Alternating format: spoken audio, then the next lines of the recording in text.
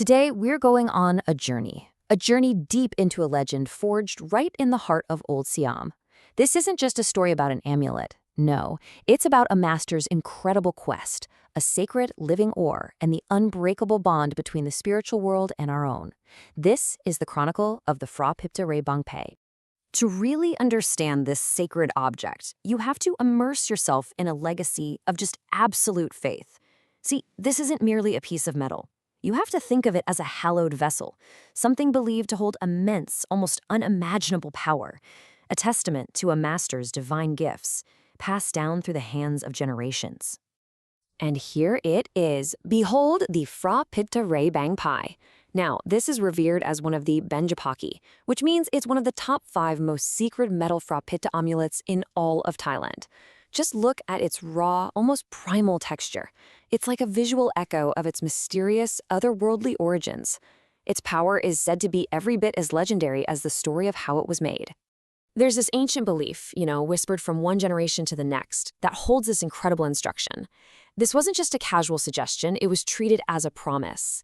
Can you imagine the sheer conviction, the absolute faith required to believe that in your darkest, most desperate hour, this one small object could grant you a miraculous escape? It really speaks to a kind of faith that goes way beyond logic. So you have to ask yourself, who could possibly create an object of such profound power? Well, it could only be forged by a master of equal, if not greater, spiritual stature. So to really understand the amulet, we first have to turn to the story of his creator. A wandering monk who came from a distant land, a man whose abilities were already the stuff of legend. This is Luang Pu Chan. He was born in Cambodia way back around the year 1812, and he was a master of the ancient Khmer spiritual arts. He set out on what's called a thudong, which is a kind of solitary, ascetic pilgrimage. That journey eventually led him across the border into Siam, where he would finally settle at a quiet temple called Wat Moli. Even before he arrived, whispers of his incredible powers had spread. It was said he could heal the sick with nothing more than simple herbs and blessed water. They said he could become invisible at will, or even fold the very earth itself to shorten his journeys. His mastery of sacred rituals and his profound virtue were so great, so undeniable, that the local villagers, completely in awe of him, invited him to become the 3rd abbot of Wat Moli. And his life was one of long, devoted service. After becoming the abbot, he served that community for 42 years. It was around 1882 that he began his sacred work of forging these amulets. He passed away in 1894, leaving behind a legacy that would become immortal. Okay, so we have the master, and now we get to the very heart of the legend, his quest for the miraculous material that would give his amulets their incredible power. This was no ordinary metal, and this was no ordinary search. This was a sacred hunt for the living ore known as Ray Ang Pai. So what exactly is this ore? Well, Luang Pu Salon, being a master of alchemy, knew it existed. It was a unique form of iron ore, yes, but according to the legends, it was something much, much more. It was alive. It had a spirit, a consciousness all its own. When Luang Pu Chan first went searching for the main lode of this ore in the local canals, he found nothing. The legends say the ore actually sensed his immense spiritual power, and it moved. It burrowed deeper into the earth to hide from him. All it left behind were its ki ray, which you could translate as its droppings or excretions. So, unable to capture the parent ore, what did he do? He gathered its remnants, he brought them back to the temple, placed them in these large jars, and then began a process that sounds almost unbelievable. He fed the ore with water that had been used to wash fish, and through his incantations, the ore began to grow again, to regenerate, forming larger and larger masses until it was finally ready to be harvested. This wasn't mining, this was sacred cultivation. Now that the sacred material had been, raised, the next stage of this incredible chronicle began. The painstaking and ritualistic process of forging this living metal into an object of timeless, sacred power. And the resulting amulet is just a masterpiece of sacred art. Its form, which was heavily influenced by Luang Pu Chan's Cambodian heritage, is in what's called the Maha Ud posture. That's a meditative pose with hands covering the eyes and lower orifices, which symbolizes ultimate protection.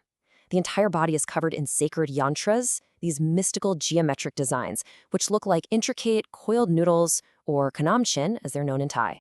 And you have to remember, these were never mass-produced. Each and every amulet was individually cast using a traditional lost wax method.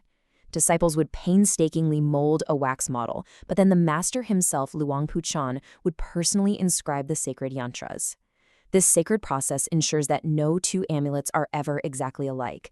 Each one is a unique vessel of his spiritual power. Now, if you look very closely at a genuine amulet, you'll see a unique feature called sayan. These are tiny metallic splinters or grains on the surface, and they aren't a flaw. They are the fingerprint of authenticity. It's the direct result of that ancient, ritualistic smelting process where the sacred ore never perfectly blended, leaving behind its unique signature. In fact, there's a timeless saying among collectors that perfectly captures this idea. It basically translates to, for Palan amulets, you look for the powdery residue, but for Bang Pai amulets, you must look for the splinters. It's that kind of ancient wisdom that has guided seekers for over a century in identifying the real thing.